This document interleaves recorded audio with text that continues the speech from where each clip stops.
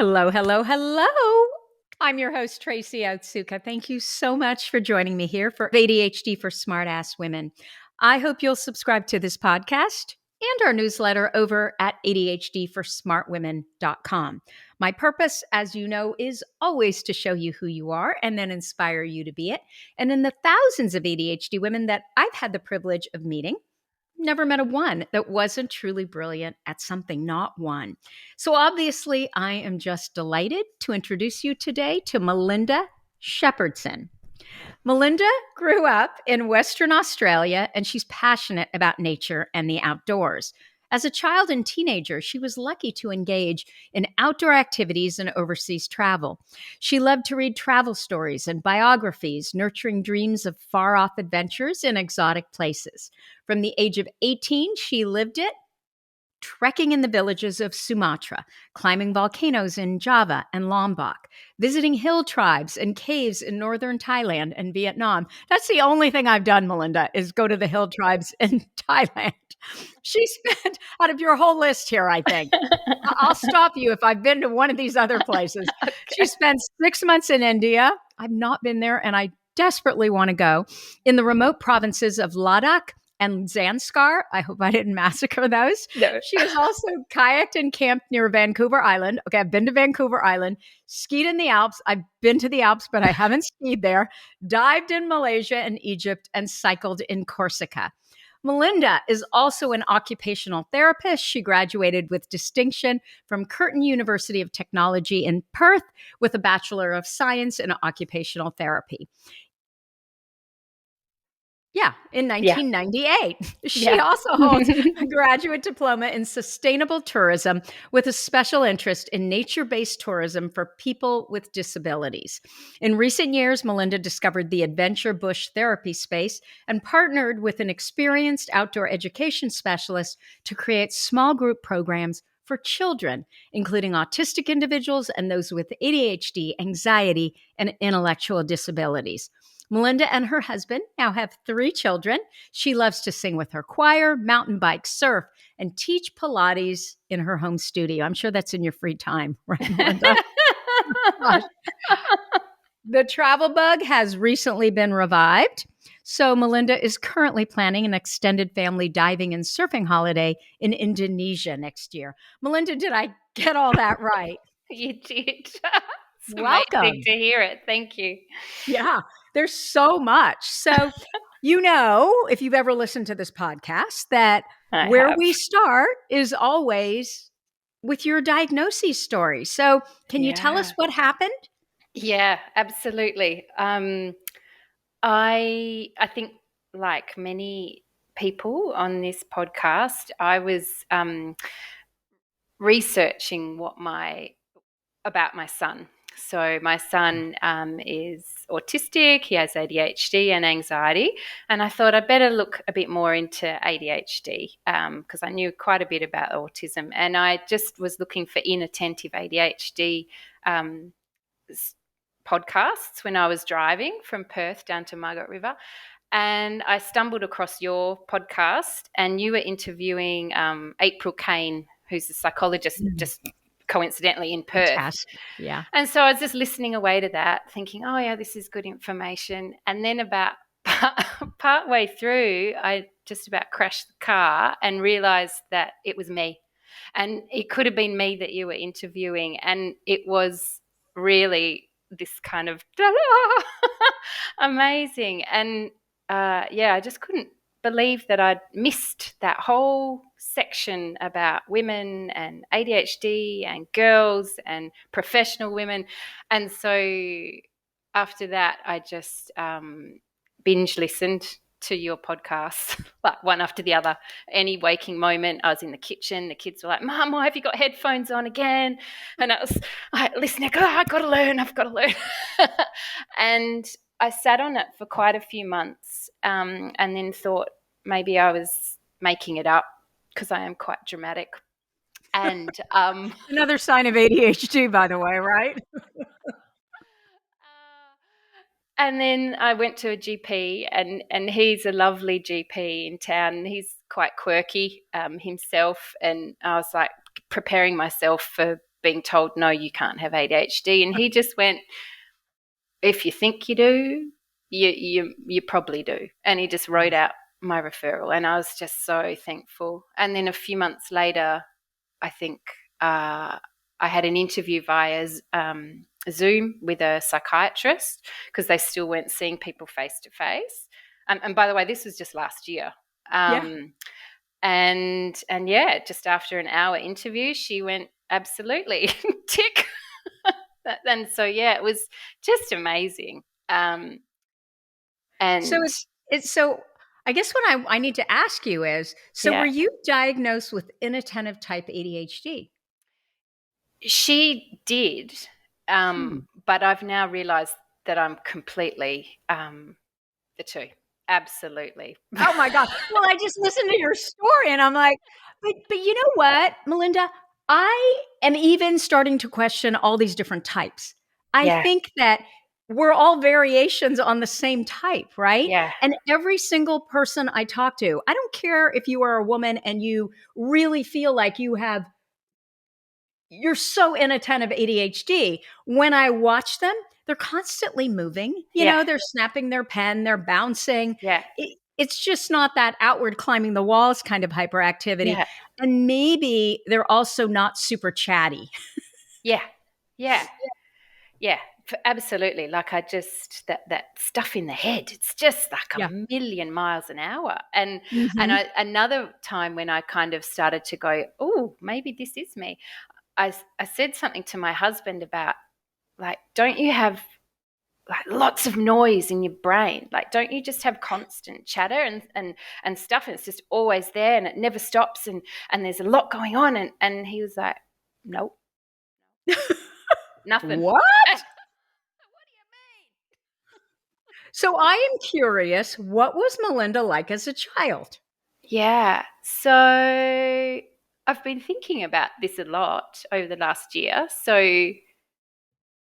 yeah, diagnosed at 46. So I had a lot of years to look back on Mm. since then and reflect on. And actually, one thing to say was that there was a bit of grief as well. Like, I really did feel kind of like, oh, if only I'd known, mainly as a young adult. Mhm. um, it would have, I think, changed some of my life decisions and directions. So there's Yeah. been a bit of like unraveling with that, which I think is probably quite common. Mm. Um, as a child, I think I probably was a bit dreamy. I was very imaginative, very in my own world. I loved Barbies, but I think it was more that I just loved the imaginary worlds that I created. Uh-huh. And I was the youngest of three, so I had two older brothers who were 5 and 6 years older than me. So I was, a bit on my own. Um, and I think I was quite shy as a kid, but once I warmed up or I was on a one-to-one basis, I was very confident. But in bigger group situations, quite shy. At school, I think in the very early years, I could read. I could read very early. So my mum was a teacher, and she taught me to read probably when I was 4 or 5. So I went to school being able to do that, um, and I did fine. And then primary school, I probably did quite well. I'd win academic prizes and stuff like that. Um, And but you'd be how old in primary school in Australia? so like kind of 5 until 12 at that Mm. time. A So magic age, yeah. yeah, year 1 to year 7. And I was in a very tiny school. So I think that was really protective too. And my mum is highly, highly organised and Mm. almost OCD about cleaning and stuff. So I had a very structured environment. So I think that was actually really protective, Mhm. and enabled me to just do my thing. I do look back realised that I used to read very fast, and I read lots of books and things, but I would not actually be able to tell you exactly what had happened in those books, but I just knew that I loved them. So, and that's still the same now. So I can read very fast, but I can't bloody remember what what's at the beginning of the paragraph, but I know the outward theme. And I could memorize stuff quite well, You could? but I could, Uh-huh. but not if I just heard it. Like I have to be able to visually see it. So Mm. I've since realised that my auditory memory's not brilliant and hasn't been all the way through. So kind of the early years were pretty good.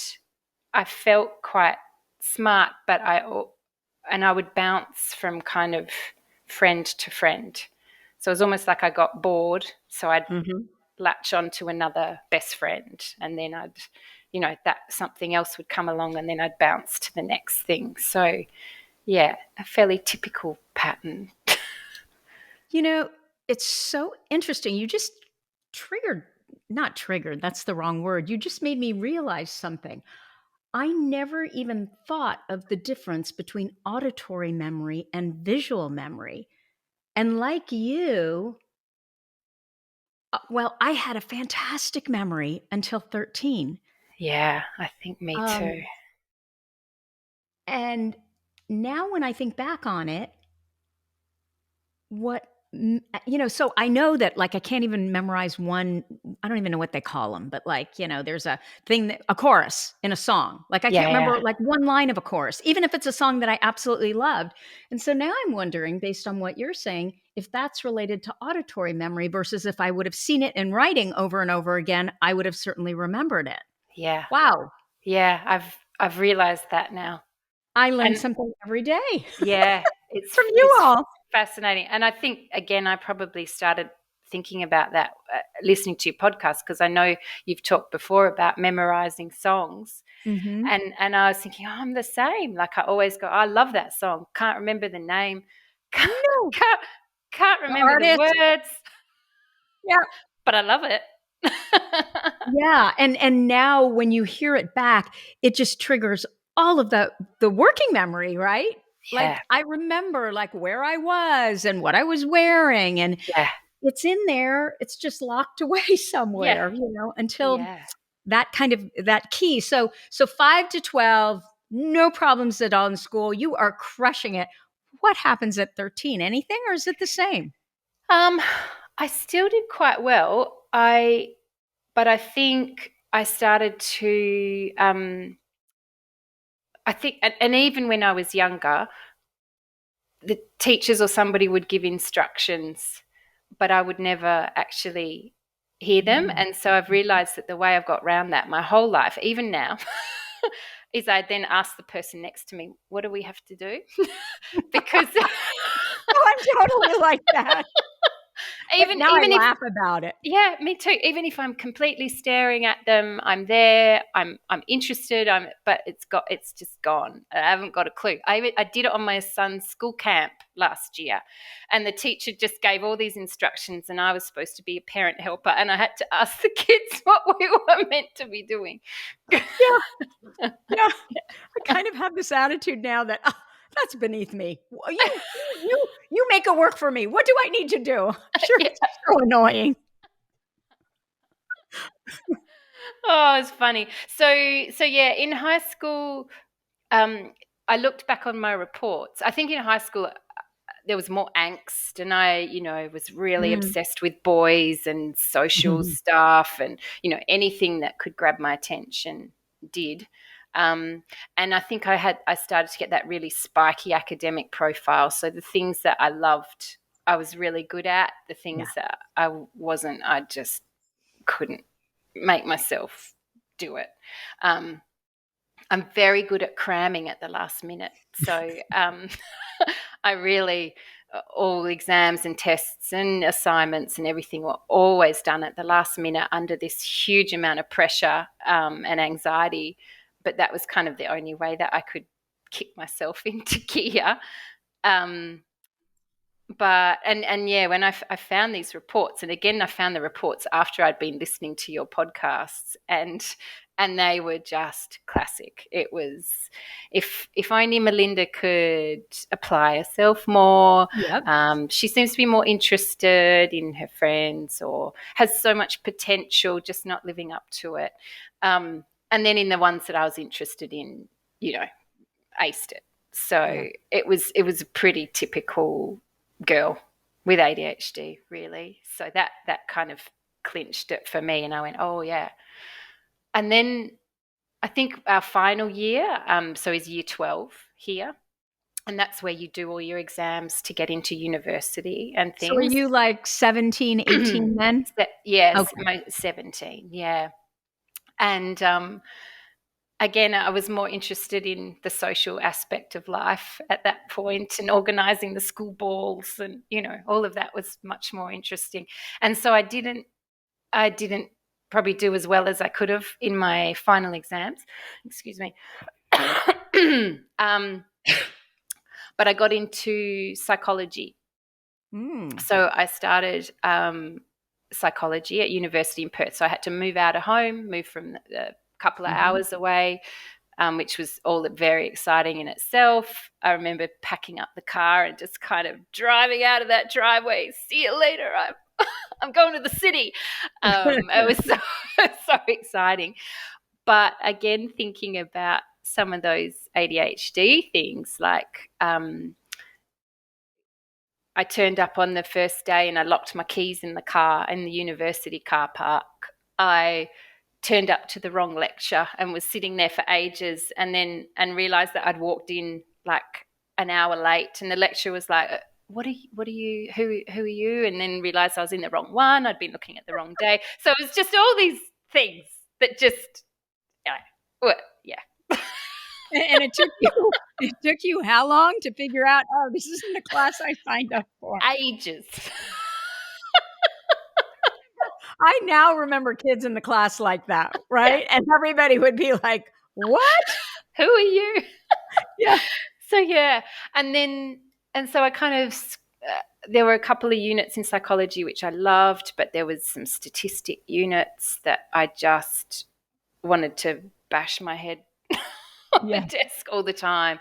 Only just scraped through that. I then also did a creative writing unit as well, and did brilliantly in the creative writing stories, but failed the poetry again because I couldn't stand the poetry. So Uh-huh. it's just constantly this.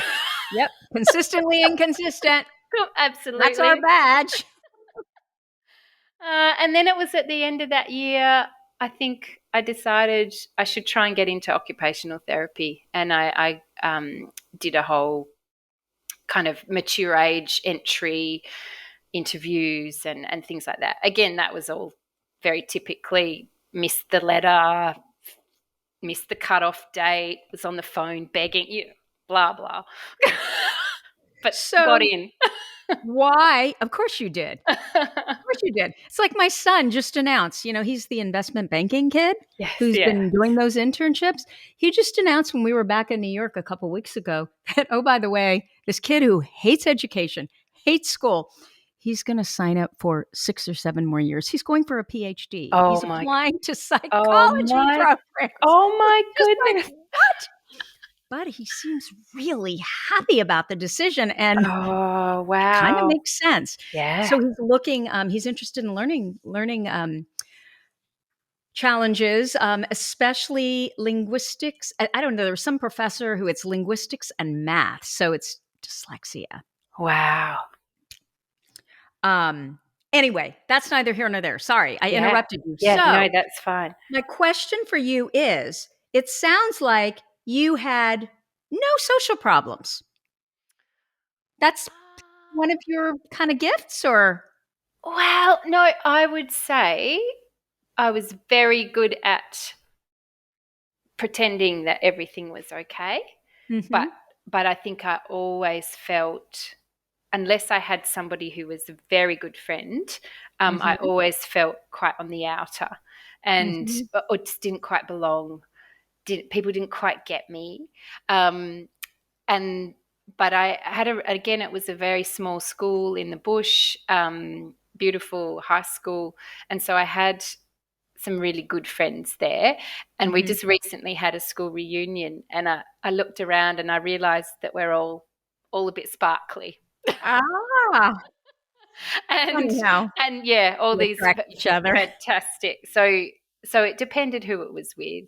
And then in university, again, when I did get into occupational therapy, it was a small cohort as well. There was only 80 of us, and it was really high contact hours. So it was basically like being back at high school, and everyone was just lovely. So we all clicked, and so that was great. But I would say when I got into situations where I didn't know people or got brought into a party situation and there maybe weren't so many fantastically quirky folk, I really felt like what's wrong with me? Like, so there's, and there's been again, that another car crash moment was when I heard you talk about RSD. I'd never heard that, and I just realized that's completely ruled my life. Absolutely. And I think actually understanding that, I now realize that a lot of my life decisions have been almost based around RSD, some of the big ones. Yeah. Wow. And Yeah. so can I ask you, is there any trauma other than basic ADHD trauma? Um, not not as a kid. So I'd say through high school there was some bullying and stuff like that. So there's a Mhm. bit of trauma around, I think, Yeah. again, that social dynamics. Uh-huh. And that was probably when we were about 15, 16. So that was really hard, and I think still carries through. And I think, again, I understand now with the RSD Mhm. how much of an impact that actually had. And then probably more trauma as I got into adult years. So my dad died from cancer when I was in my mid 20s, Mhm. and then yeah, various other bits and bobs with that, and then having children and that whole thing. There was quite a bit of trauma with that as well. Oh, I'm Yeah. sure we'll talk about that. Yeah. So, um, what has changed since you were diagnosed? And I know Yeah. it hasn't been that long, but typically a lot changes in that first year.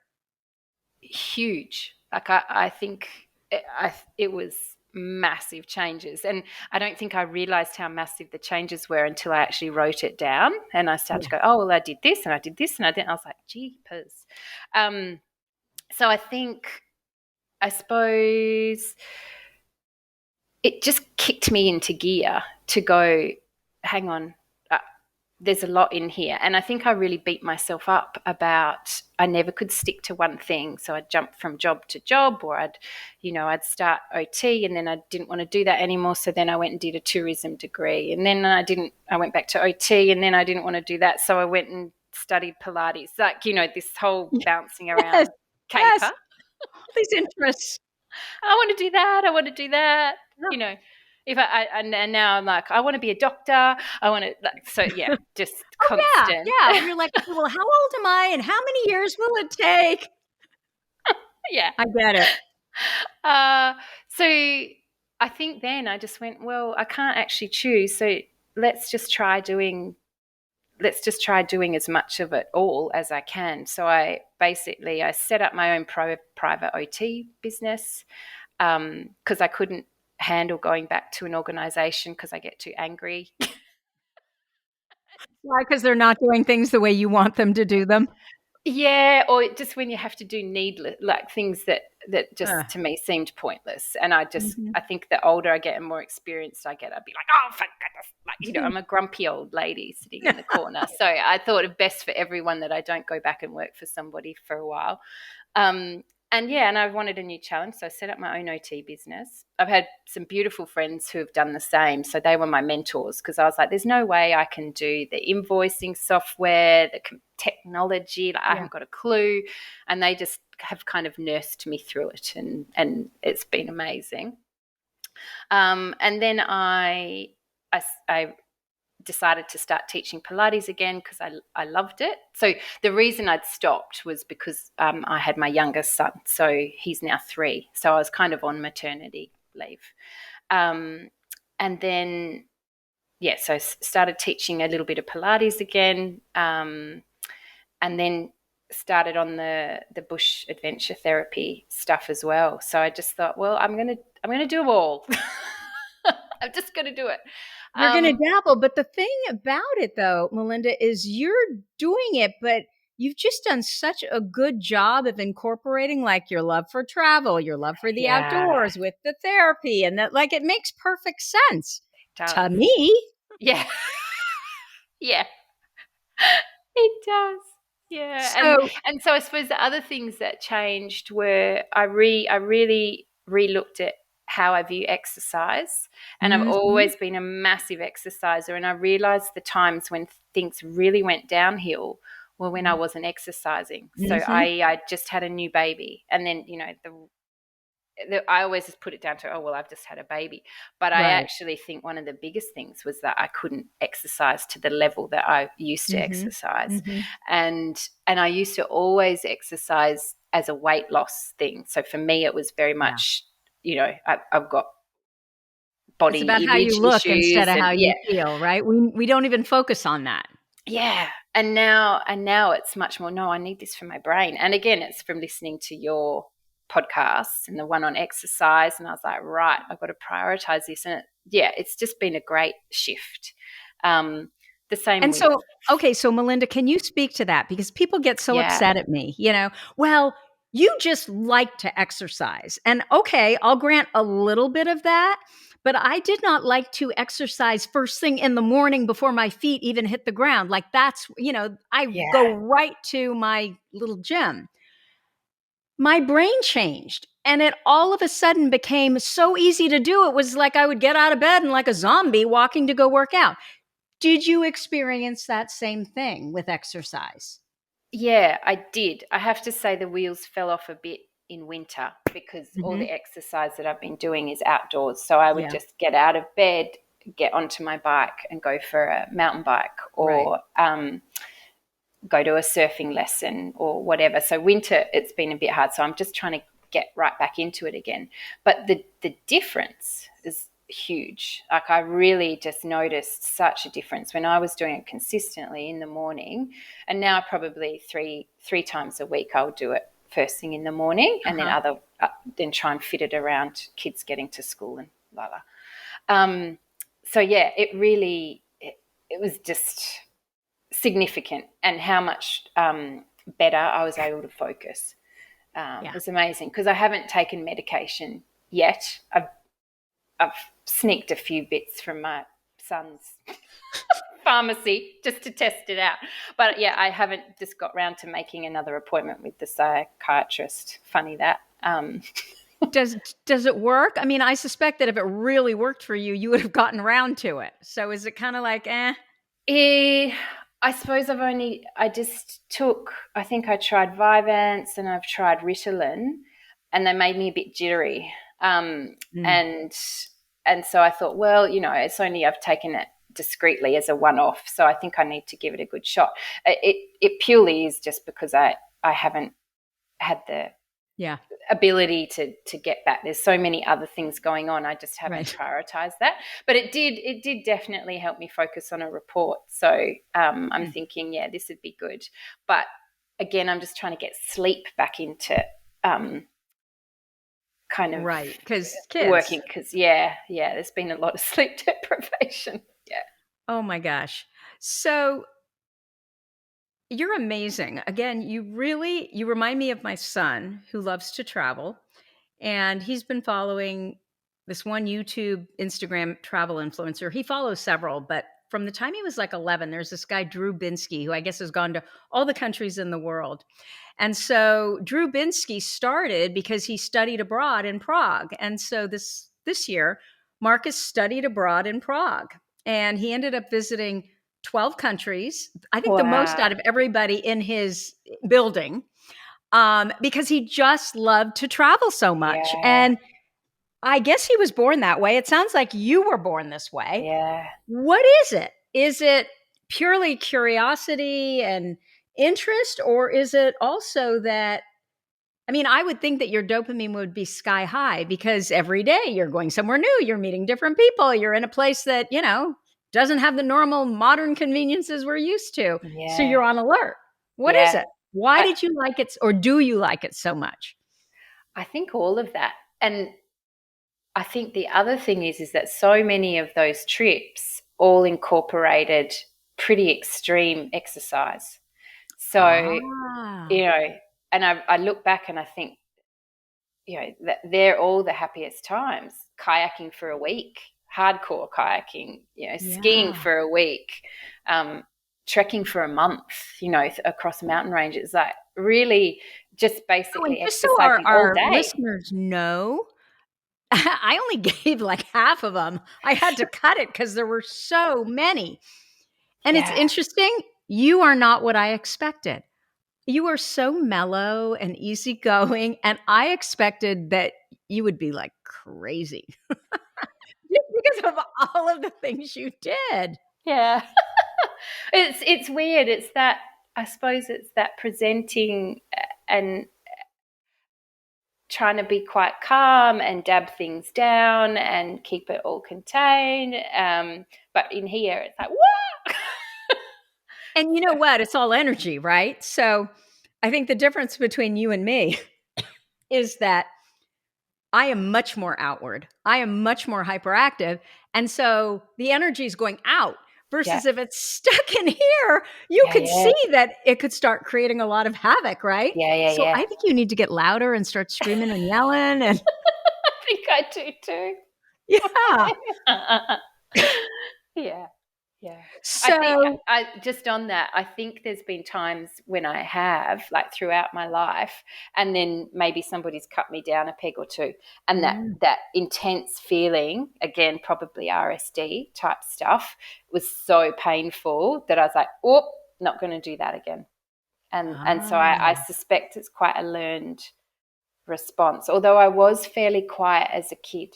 But I mhm. don't know whether that's because I was in that kind of household where had quite a strong mum and you Ah, just didn't step out of line. So ah. yeah, So yeah. they were more authoritarian, do you think, as far as these are the rules and My mum was for ship up or sure. ship out or whatever that phrase is? Yeah, yeah.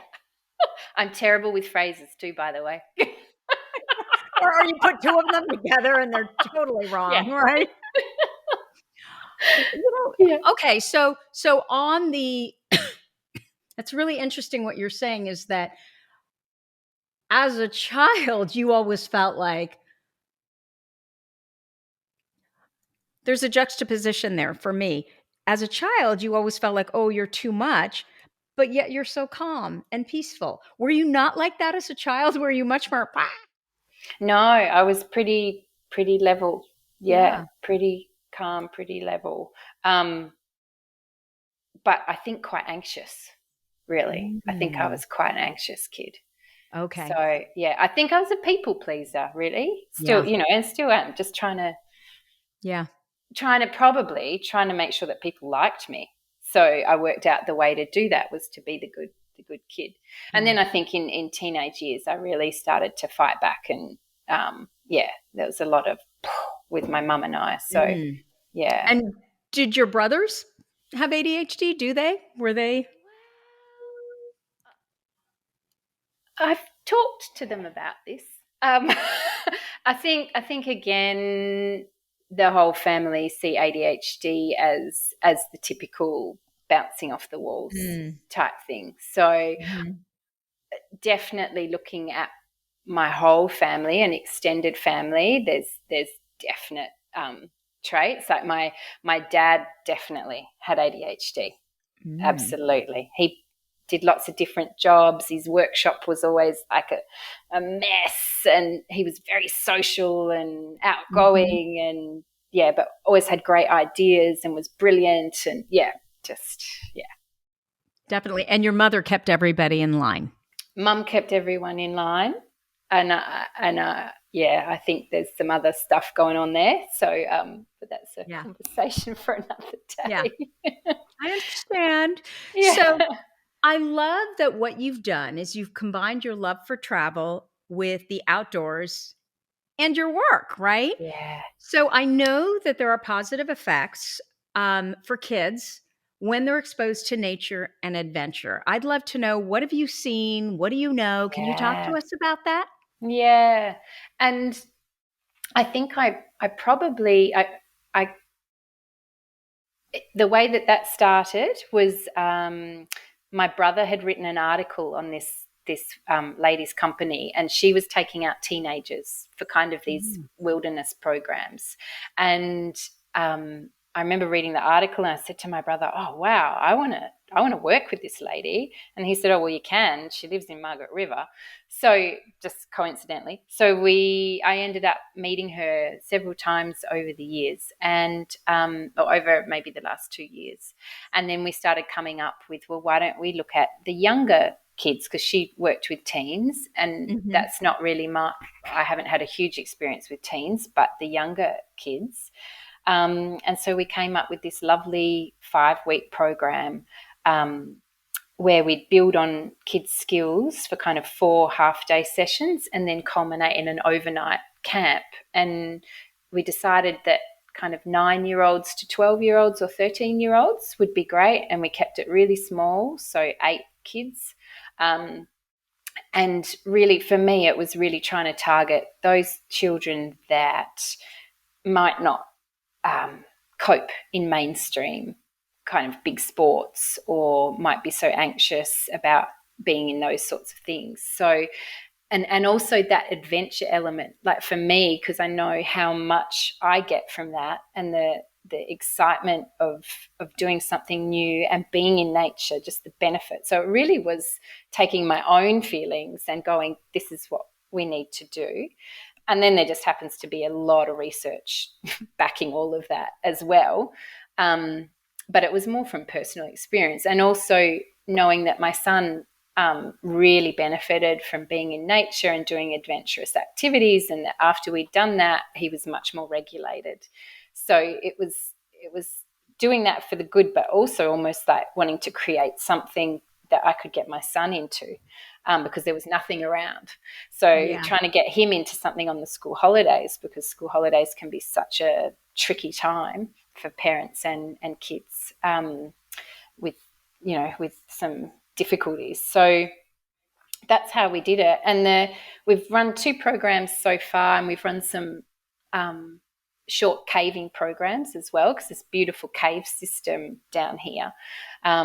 And it's just been fantastic. The feedback has been amazing. The recent program that we did was an all girls one, and that was great because we really were able to target some girls who were so anxious about Oh. being with anybody new, doing anything new, um, being in nature, and it just was so beneficial. And these girls, so there's 8 of them, and probably 4 had diagnosed conditions of varying things, and the other 4 didn't, but probably had some more anxiety related stuff going on. And it was just fantastic. So, like the first one, we'd do shelter building and knot tying, and we'd be in the bush, and even doing some nature based art and things. And then the second one, we hiked with backpacks for kind of 4 kilometres through quite rugged bush down to a beach, and then we do a beach cleanup, and just even all the stuff that happens along the way as you're talking, all that incidental chat as kids are walking. And then the So third what one, is it? Is it the fact that they're out there in nature? Is it the fact that they're doing something that's challenging, that kind of they're scared of, and so they're proud of themselves when it's over? Is it something else? Is it all of those things? What is it? Like, what does the research show?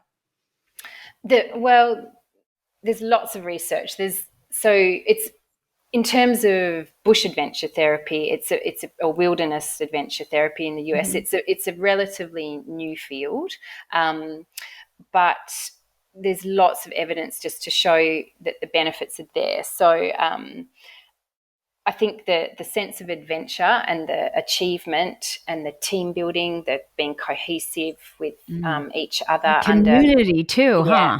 yeah. Yeah.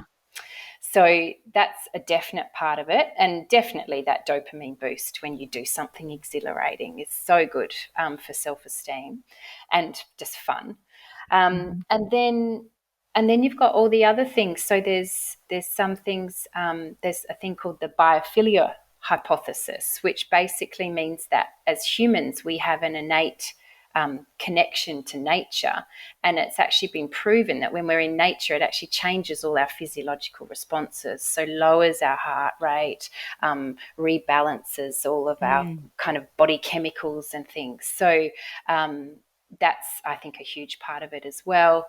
The whole sensory input. So particularly for kids who might have sensory sensitivities and overwhelm, the some of the noises and things in nature are just much more gentle, and it actually helps just regulate the Ah. system. So there's a big sensory element to it.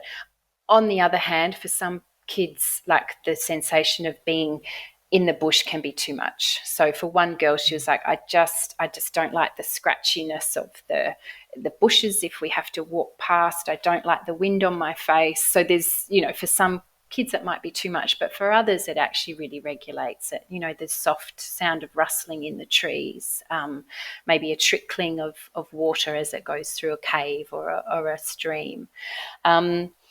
Heaps of stress reduction. I think, now I'm not an expert on this, but just in terms of, there's one bit of information that I thought was really interesting, was that it actually affects the default mode network. And I know your chappie, what's the absolute amazing guy? I've forgotten his Dr. name. Edward Hallowell, Yeah, yeah. him. He talks about the DMN, Yeah. but it actually helps bring this calmness and Well, if allows you're the brain to regulating the reset. nervous system, that's exactly what you're doing, right? You're disengaging the default mode network and getting into the task positive network. So it Yeah, makes sense. yeah. And So we there's are that. part of nature. We're beings. Yeah, yeah, and it's just, I mean, there's so much there, but you can just see it when you're there with them in nature. Yeah. Just the benefits and how excited they are, and And so but when in a they nice way. so I mean, is it so obvious, like you compare who they were when they walked in? And how long do these programs normally take? We've just been doing a 5-week program. And so do they go every week for how long?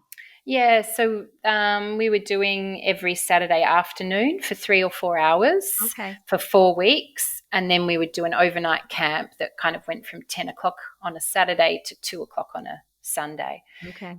And actually, the other beautiful thing that was really amazing was on a Sunday morning for 3 or 4 hours, we'd have the local First Nations people. This amazing lady, Michelle Hutchins, would come and give the kids this fantastic kind of Indigenous culture session. And we'd be looking at the bush and bush tucker, and she'd show us tools and tell us stories. And we were doing painting, and it was just amazing, and the Mm. kids were just so involved. So that was another really fantastic element to it, just that connection with place and bush. And because they've been here for 50,000 years, the Mhm. amount of knowledge that Yeah. that they have is just huge. Yeah. Yeah. Fascinating. So Mm. I'd love to end on just your thoughts around ADHD and autism Mm. and the comorbidities, and how you have discovered, and again, research shows this too, that if you have purely ADHD, the success rate for medication is quite a bit higher than if you have ADHD and autism. So what can you tell us about this? Because it sounds like this is an area you're also really interested in because Yeah. of your son. Yeah, absolutely. And as well as my son, I think now I've started to do more educational talks Mm-hmm. on ADHD and autism, and I'm starting to talk a bit more to, so for instance, to his school. So I've been doing some staff education sessions and parent education sessions the other day, and the education assistants as well. And I've recently been to a conference on ADHD, a conference on autism, um, and just the whole time I was sitting there, I was just thinking we need to do, there's such good work happening with both of them, but there's such a Mm-hmm. high comorbidity, and it's got Yeah. it's from where I'm sitting, a very unique kind of presentation and phenotype in itself. In Can you that, tell us about that? What a you've little bit, noticed? yeah. So I'm not an Mhm. expert. I'm gonna put Right. that down here at the moment, but I suppose it just really seems like there's just this fight in the brain. So so if you're Mm-hmm. coming from kind of the autistic side, this need for order and certainty and difficulty with change and um, needing things in a certain way, and then you've got the ADHD side, which is like, I don't want any of that. So it's this constant push pull, Yeah. and it must be absolutely exhausting. And I just see it in my son again and again and again, and he's probably quite a, a standard case for a boy, and I think it's also interesting because then you can see maybe if somebody has more ADHD traits than autistic traits and how that might present as compared to maybe somebody has a more kind of autistic traits coming to the front than the ADHD traits. It really does present in a different way. And yeah, the research is showing that for autism and ADHD that there's only a 50% success rate with medication. And we've felt that firsthand with Ziggy. So as we've been trying over the years different medications, the effects of the side effects just seemed too much for him. So it would just heighten the anxiety too much for him. So we just haven't been able to find medication that helps Mm-hmm. for him. And I've heard that quite a bit with some people. Um, and and just how I think the other really interesting aspect of the autistic side, and I am wondering how it's going to come out with ADHD, is the pathological demand avoidance. I don't know if you've heard much about that, but it's kind of seen as a trait of autistic folk, some autistic folk, and it's just that extreme avoidance of demands and how that can present. So in kids, um, they'll get labelled as challenging behaviours and all of this kind of stuff, but in actual fact, it's them just trying to control their environment. So being asked to put your shoes on before you're going to school can actually cause the most amazing meltdown, and it's just this trying to avoid any extra demands, and trying to explain that to the school is quite interesting. Melinda, though, do you think that's because of hypersensitivities? Part of it could be with the Yeah. sensory type stuff, but I think sometimes it's an anxiety based Mm-hmm. response, Mm-hmm. and sometimes it can be like the smallest thing that somebody could ask them to do can actually cause massive um, reactions, and people. So you might even not be able to ask a direct question, and even praise can be seen as a demand. So, for instance, from a personal perspective, I said to my son the other day, "Oh, well done, you put Lewin's shoes on. That's amazing. And you got out of the car without me having to help you out of the car at school," because he is so anxious about school. It often takes us 20 to 30 minutes to get out of the car. Oh, I've And been there, he by just, the way. yeah, so full on. Poor kid. And so he said, "Oh, when you say something like that to me, mummy," so I was giving him good feedback, he said, "It just makes me want to do something bad." Um, and I don't want you to say that to me. And so it's actually, that is part of PDA, that even praise is too much pressure for them, because then they have to perform. And so you have to rephrase how you're doing it. So maybe rather than saying to him, I could say to Lewin, oh, Lewin, your brother just put your shoes on. Isn't that awesome? Wow. And you know what, too? It's that honesty thing, right? That, can I even express this appropriately or properly, where they know why you're saying it. It's that Yes. next level thinking, right? It's not just Yes.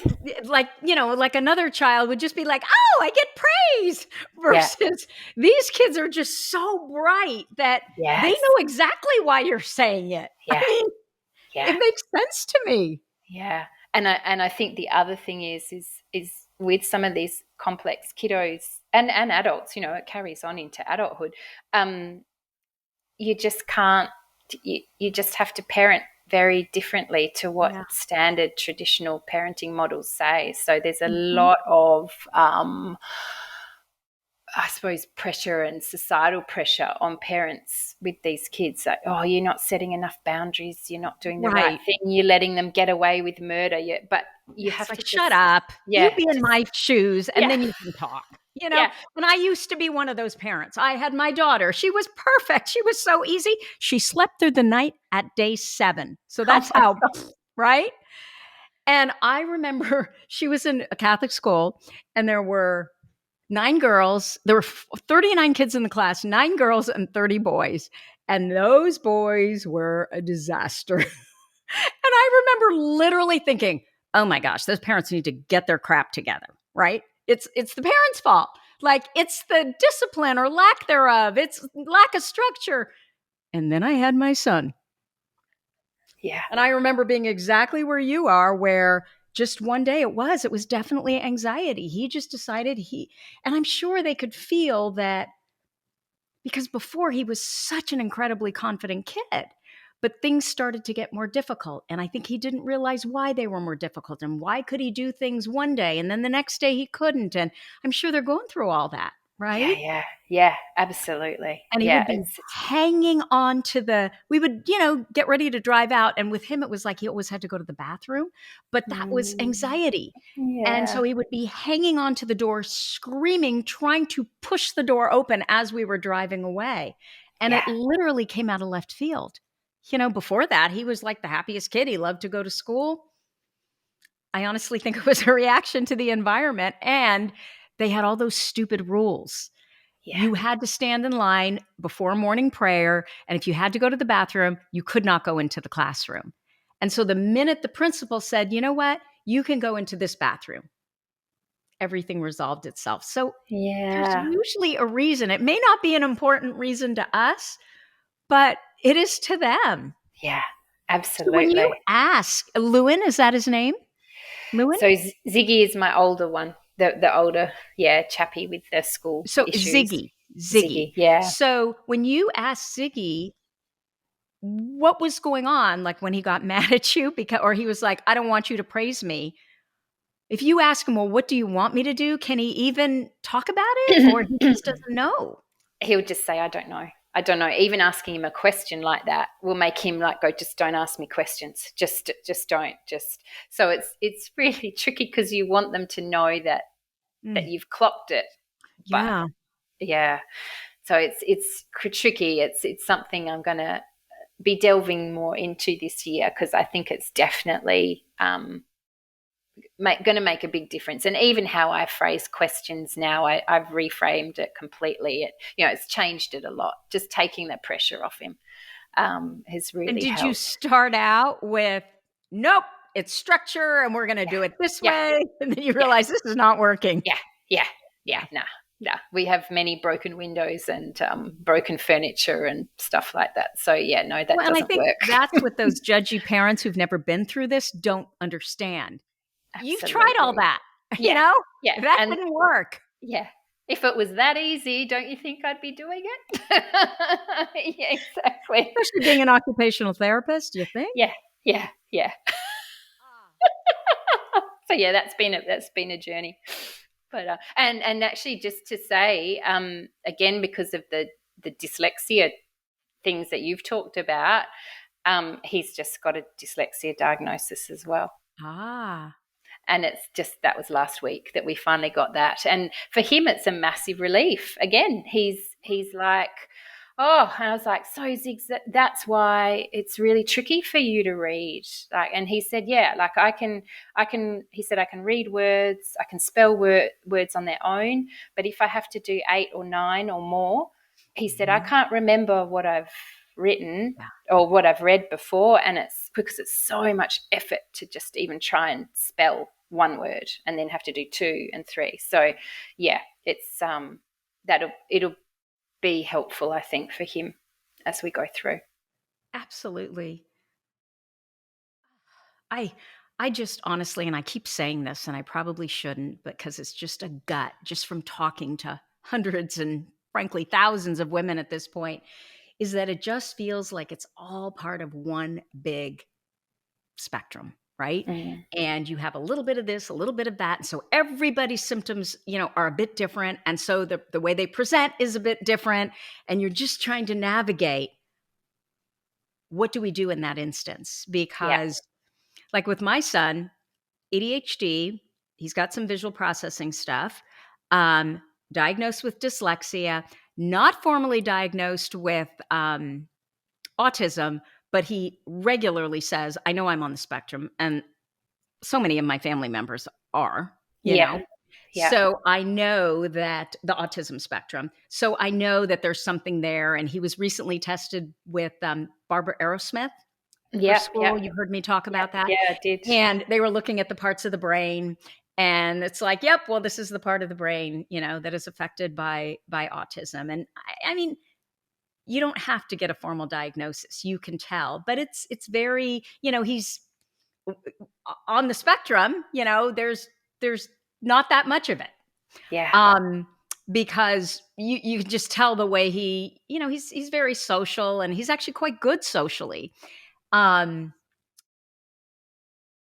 but then there's certain things that just lead me to believe that yeah, he's definitely on the spectrum. And I feel like I'm probably a little bit there too. So, yeah, yeah, but it's yeah. just how much of each constellation, and what are the symptoms, and how does it map out, and I'm just yammering on here. Okay, No, well, Melinda. I was just going to say, I keep thinking it'll be so interesting to see how we view all these neurodivergent kind of presentations in 20 years. I'm sure it's going to be Absolutely. quite different, and we're not going to have like this one and this one and this one All and these this one. It'll be labels. kind of, yeah, yeah. There's a lot of labels, but yeah, yeah. And why is it that so many of these kids, actually a majority of these kids, end up with some sort of learning challenge too, right? There's Mm, something different in the brain. It's yeah, all part of that same mix. So yeah, absolutely. anyway, I want to know, Mm. Melinda, what are the ADHD traits that you feel are responsible for your success?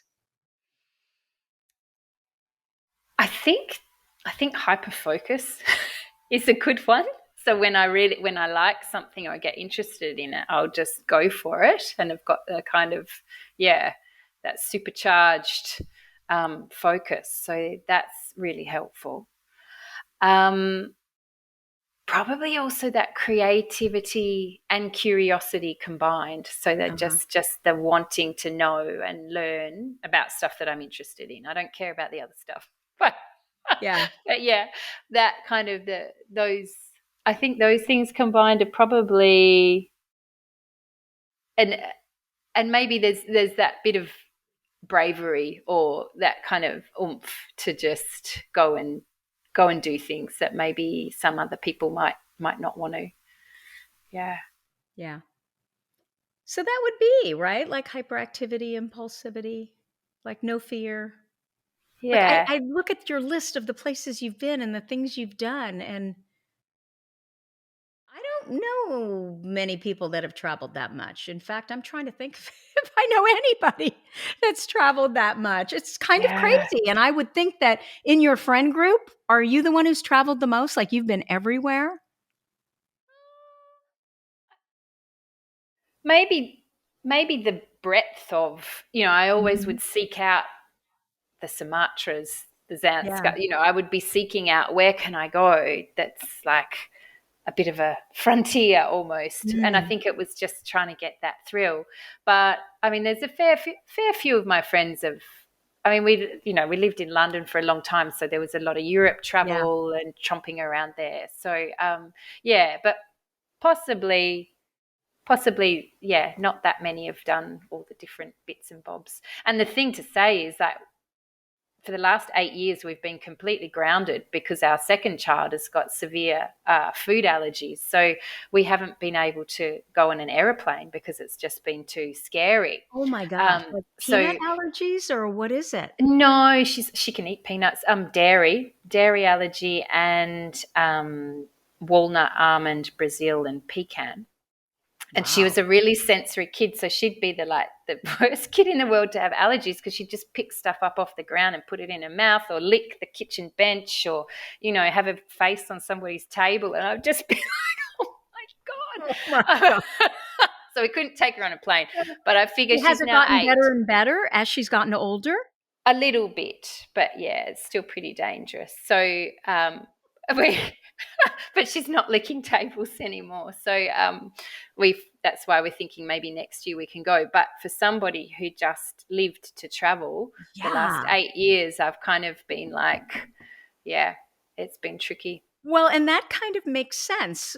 Your whole life changes, right? You have 3 kids and you can't do the thing that you love the most. Yeah, yeah, That would be a little bit of a struggle. yeah, yeah. Yeah. It would. I mean, lucky I live in a beautiful part of the world where there's lots of forest and beach and, lots of Yeah. adventurous stuff to do down here. So, There we go. I'm in a good spot. Good. So, Melinda, it was such a pleasure meeting you. Where can people find you if they want to know more about you and what you do? Sure. So, I have a website that I have to say I only created because I knew I was coming on here. So, I needed a deadline. Pretty good to me. Yeah, there's a few formatting issues that we're going to sort out, but yeah, I was pretty happy with it. So it's inmotu.com.au. I've been meaning to do it for 6 years, so to create something like that So anyway. we inspired you to get it done. I'm so proud. Thanks so much. Okay, so you have to say it again. You have to spell it since you Okay, spent all that time creating it. okay. inmotu.com.au. Perfect. And on there it's got my contact details, so my email and things like that. And then there's a Facebook page as well called In Motu Occupational Therapy. So that's just got a little bit of the photos of the kids' camps and things, which are really beautiful. They So are. yeah, that was They good. are. And I suppose I just want to say thank you so much, because without stumbling upon your podcast that day, I don't think I'd be at this point right now. So just so many thanks. And yeah, every week I'm like, okay, what's on this week? And I listen to it in the car. Oh, So it's brilliant. So thank I you so love it. much. I love it. Well, thank you very much for spending time with us here today. Oh, my pleasure. Thank you. So, if you like this episode with Melinda, did I call you Melissa? No. Okay, good. Please let us know by leaving a review. Our goal, it's to change the conversation around ADHD, helping as many women as we can learn how their amazing brains work so that they too may discover their strengths. And your reviews, they help. As always, you're listening to ADHD for Smartass Women. Come join me over at ADHDforsmartwomen.com. Oh, yeah, and I forgot, I have to mention in closing, please go buy my book. It is now out. ADHDforsmartwomen.com/book. And if you go there, you can get all the bonuses if you buy it through our website. Just go there and they'll tell you everything you need to do. So thank you for listening, and I'll see you here next week.